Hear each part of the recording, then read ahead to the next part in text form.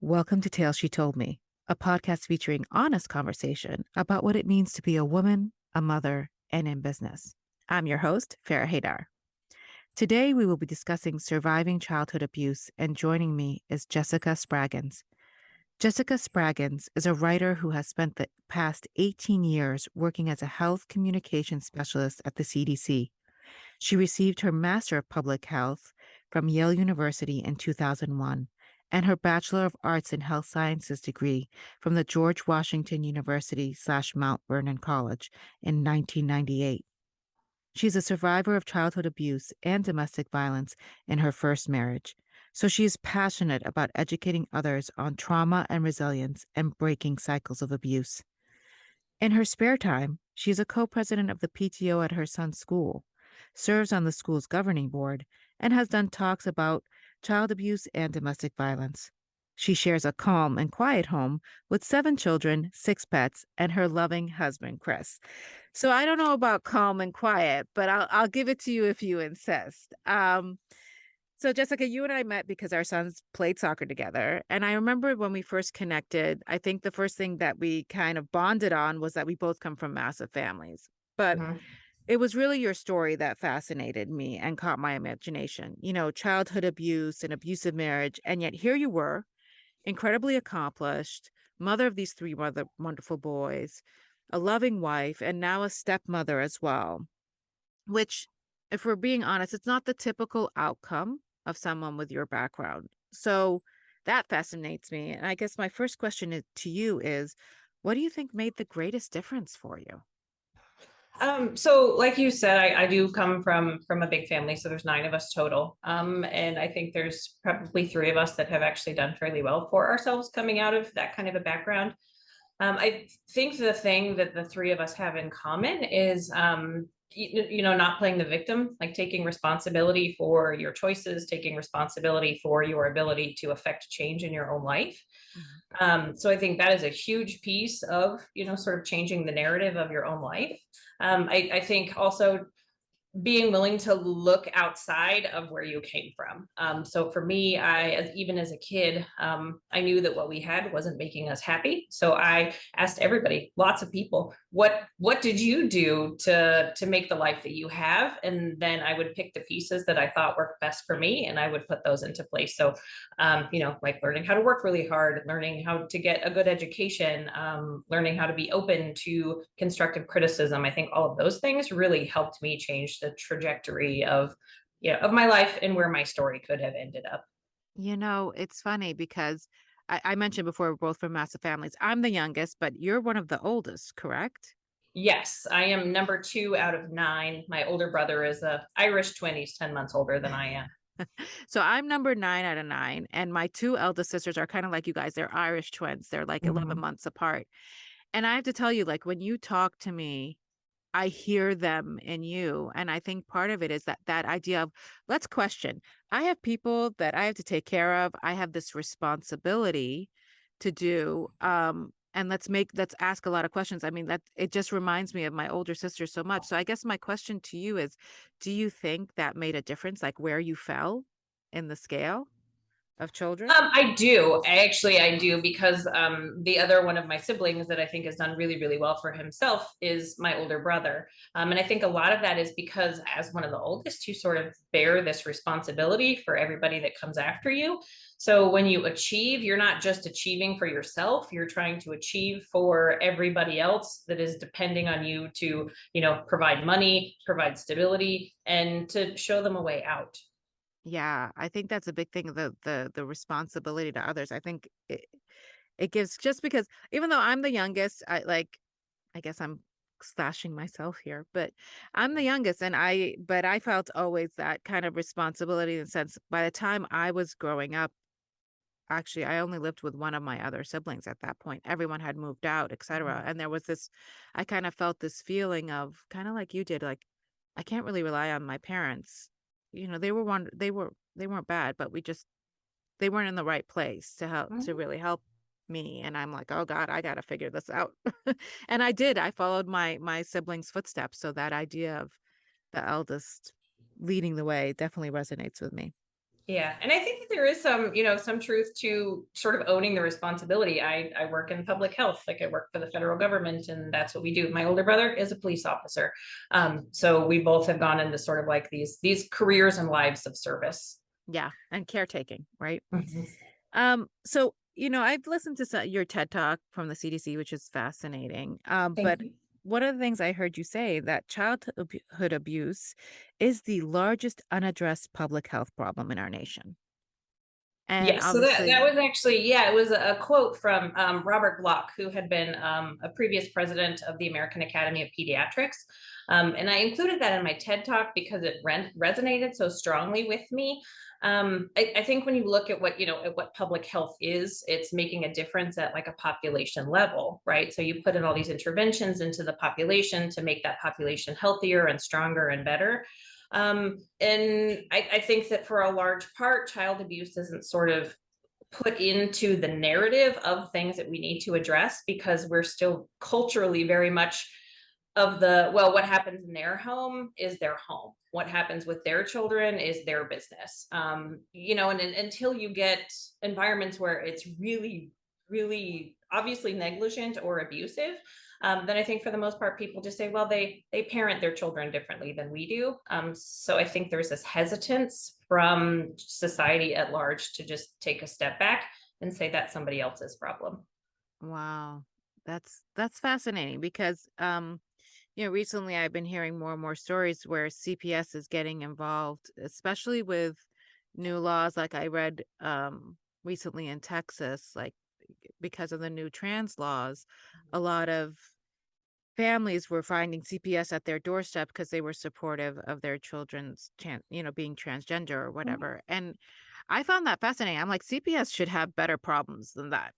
Like, Yes. Well, and they do, but I yeah. think, when what their scale is for intervention is, are they bruised? Is there, sexual abuse? Are, they starving to the point where it's noticeable?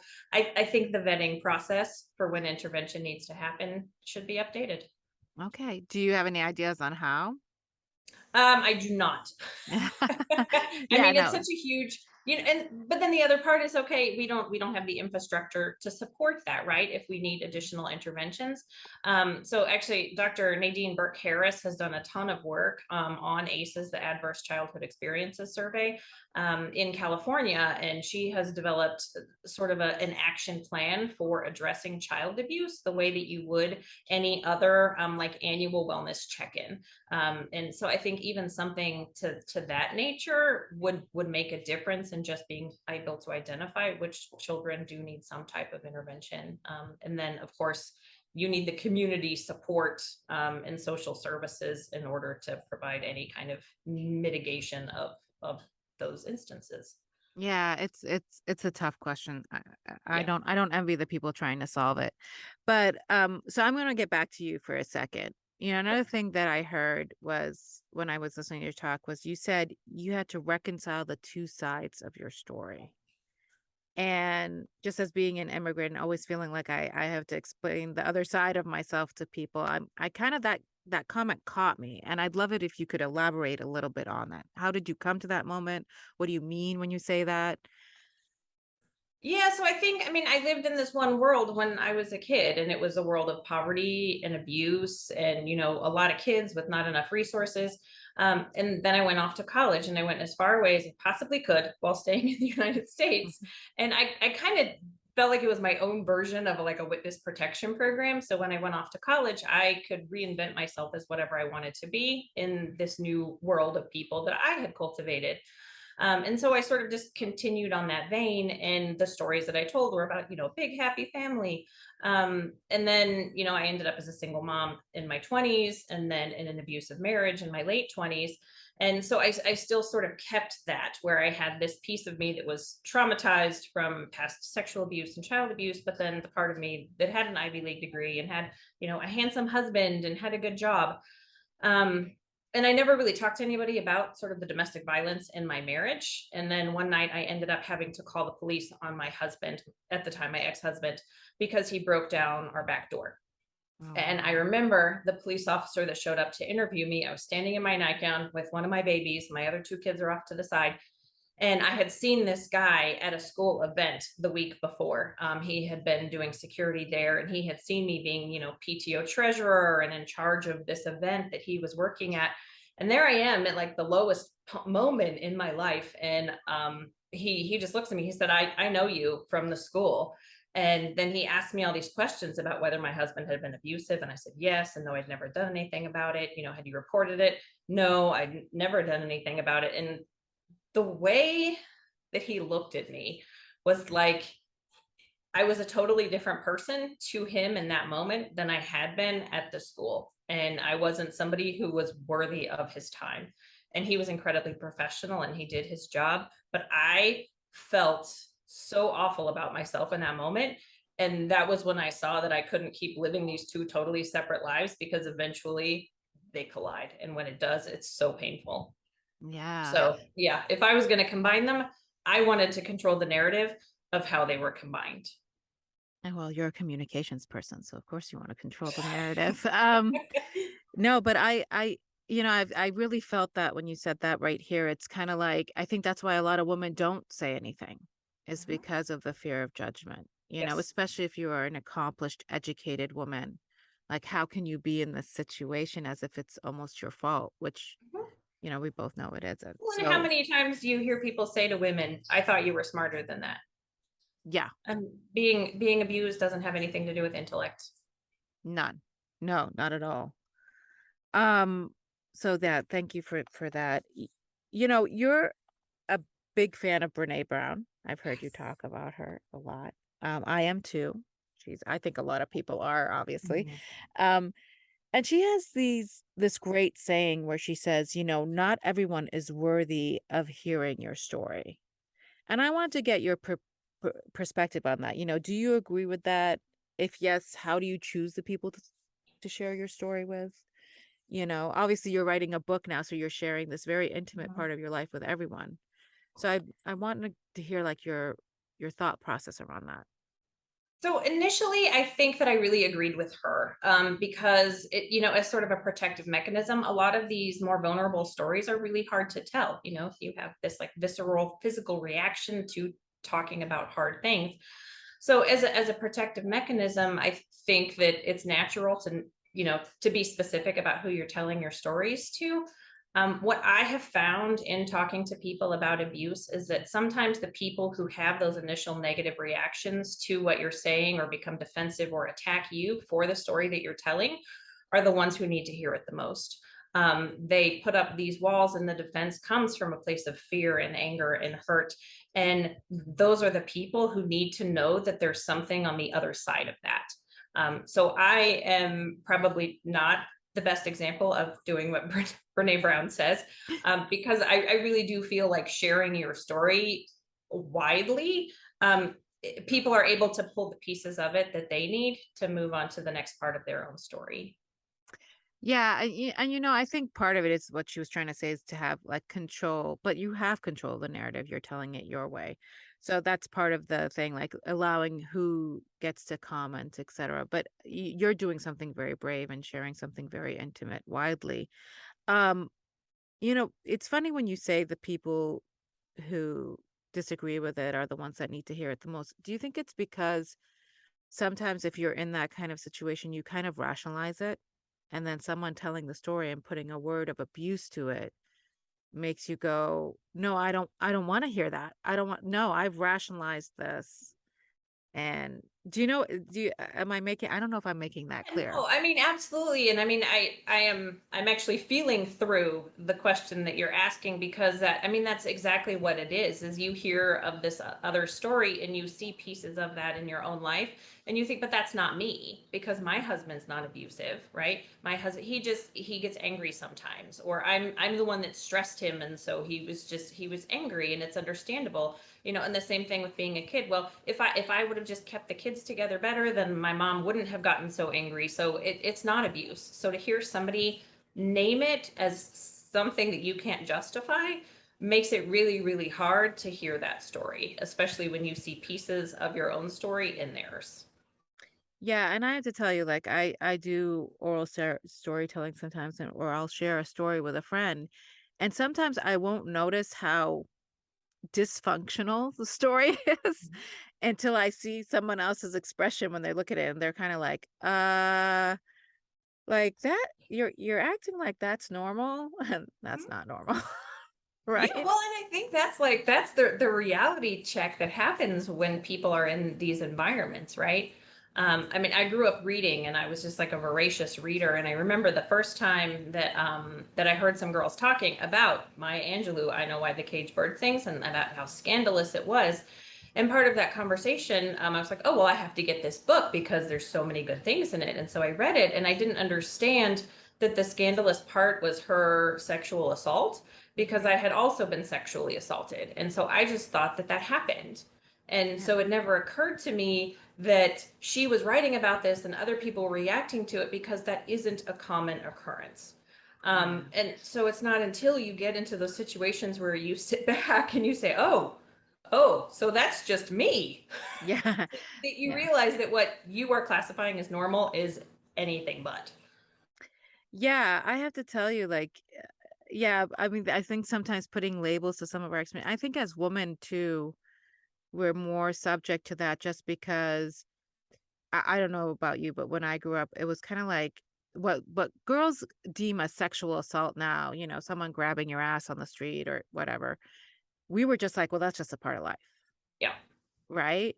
And I find myself sometimes when these girls tell me, well, I was sexually assaulted, someone grabbed my ass, and I'm like, really? That's what you're like? And then Yeah. I pause myself. I'm like, "Oh, no, I'm the dysfunctional one, not these girls." Right. Yeah, you're like their threshold is right where it's supposed to be. It's ours that needs to be adjusted to that level.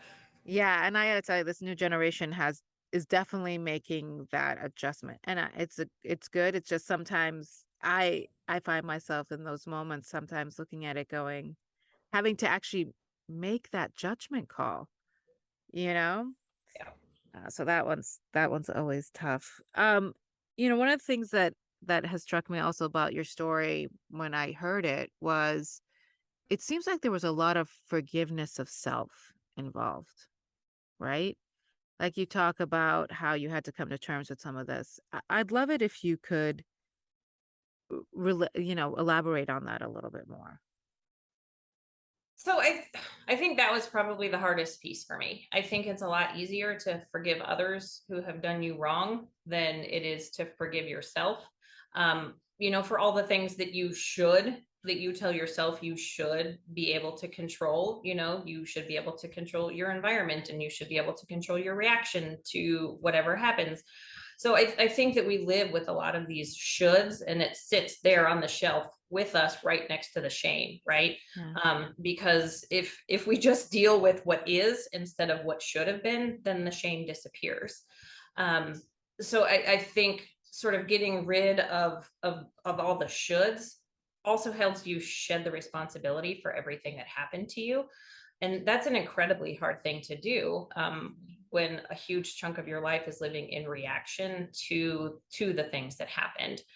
So it really was an incredibly hard, years long process for me to forgive myself for the abuse that I lived through as a child, but then also not talking about the abuse, and not getting the healing that came with that. For having my first son when I was so young and I wasn't married, I wore the shame of that because it's not what you should do. Um, but to get to a place of healing, you have to forgive yourself, and I would like to say forgive yourself first, but I Mhm. think that generally comes last. I think you forgive everyone else before you're able to forgive yourself.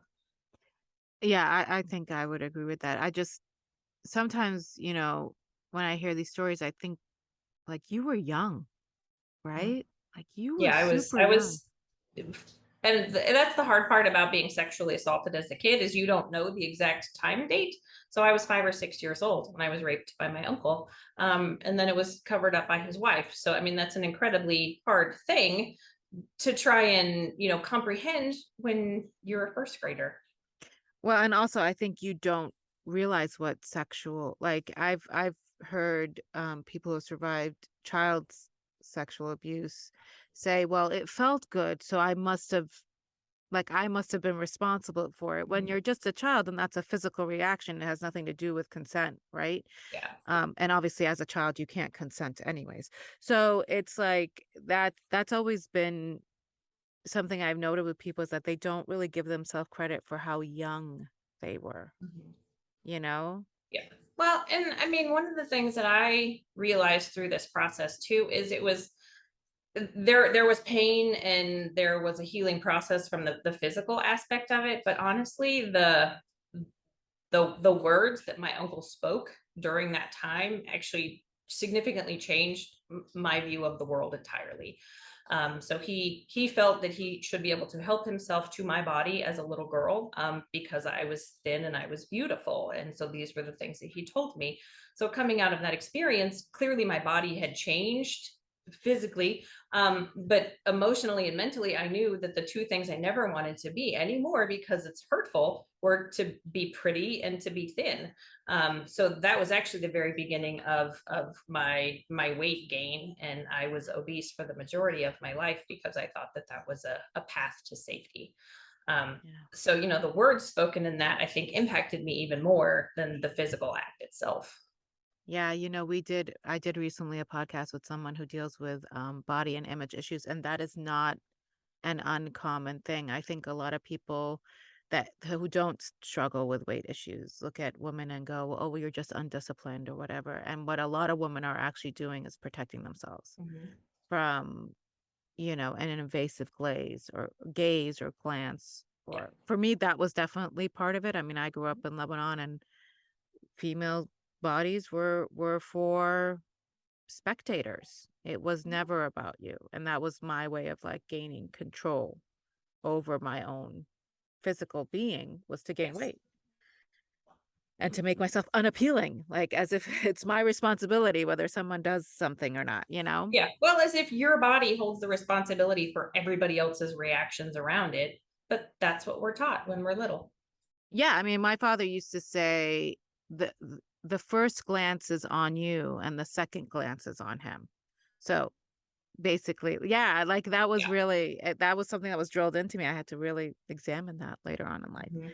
Um, one of the things that I also feel that people who have gone through traumatic events is you don't really realize you're in survival mode. It's kind of like you get through this traumatic thing, you keep yourself together somehow, you survive, and then you just keep operating, right? Mhm. And you never go back and deal with it until like your life comes crashing down around you, which I think you can relate to Oh, very yes. much. And I think that sometimes the strongest people actually go through that the most because they're able to keep themselves together the longest. So kudos to you for doing that. I don't think that's a question. I think that's just a comment on your on- Thank you. you're welcome. You know, there's sometimes when I hear your story, now you've started sharing it. You just recently you've written the book, correct? It's I done. have. You Yes. have an agent, so we don't have a Yes. publishing date yet, but we're hoping to have one soon. Hope, yes, fingers crossed, definitely. Fingers crossed. I have a feeling. I have a feeling it'll happen. Um, you've obviously read it. Have you shared it with anyone else? I mean, your agent has read it, but have you shared it with anyone else? I have. So I finished writing it, and it was very much a process for me. And just getting the story out somewhere outside of my head. And then I had a few friends. So there were seven of my friends that I sent it to, and I said, this is going to be really, really hard to read because some pieces of it are very graphic. Can you please take a look at it and let me know if it's worth anything, or if it was just a really cathartic experience for me. And I sent it to friends that I knew loved me, but were brutally honest, especially when it came to books, because they're all voracious readers too. Yeah. And they came back unanimously with not this, hey, that's a good stab, or that's decent first draft. It was, this is a good book. You need to publish this. Wow. And I have heard that from even a couple of other writers that I had sent it to. They're published authors that said this absolutely needs to be published, which is why I have been pushing it so much for the last few years. Well, as a writer, I have to ask you, when did you believe that it needed to be published? I actually didn't believe that until I finally had an agent say, "This looks like something that I want to sell." Yes, of I still course. felt like I was playing dress up until then. Like, I'm gonna go pretend to be a writer. I Um, Of yeah. course. We're always the last to believe, Uh-huh. Yeah, I get that. Yeah, there was something, the voracious reader thing strikes me. Um, because I saw someone say this, and I would love to get your thoughts on it, where they said, if you were a voracious reader, that was your first attempt at disassociating from your reality. Mhm. And I'm like, damn, why you have to call me out like that, dude? Right. Why do you have to see me? That hurts. That Um, hurts. yeah, but I mean, I agree, and I think so. I taught myself to read when I was really really little. So I think I was 3 or so when I didn't want to wait for people to read me books because I liked immersing myself in something that wasn't my here and now, and I continued that up until honestly up until I was able to create a life that I was happy with, a life that fulfilled me the way that reading about other people's lives had before. Mm. Do you see future books in your future? Like other books in your future books in your future, great. Other books in your future, like do you think once this is published, you'll write something else? I know this what you've written now is going to be a two-parter, so that's two books. Do you think Yes. you'll ever write something maybe fiction or another, you know? I don't think that I would do fiction mostly because I'm really terrible at writing language, writing conversation. So I'm not good at that. But I do think that I would probably write another couple of books at least that are nonfiction, about things similar to this, survival and resilience. And I mean, people are incredible. And I think telling people stories makes other people stronger.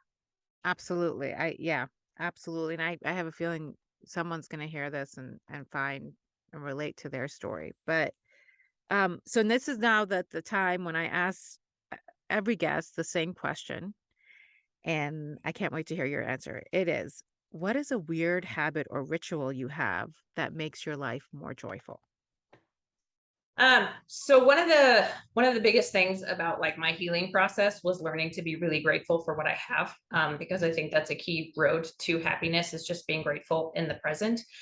So one of my favorite rituals with my kids is to sit with them and talk with them about a good thing. And so that's what we'll have these family meetings, and we do it with the whole group of kids now that I'm remarried. So my stepkids are included in it too. Mm. And we'll have a family meeting, and we always start with the good stuff. And the good stuff is each one of us going around and celebrating something that they're grateful for or something that brought them joy that week. And so they share it, and then we all clap, and then we go on to the next thing. And I really love that because it brings me joy to hear their good things, Mhm. but it fulfills me as a person, not just a parent, as a person, to see them sitting in gratitude as well. Yeah, that's beautiful. Now, I have a follow-up question. So how old were your kids when you left the abusive marriage? My youngest Waleed was just past a year old Okay.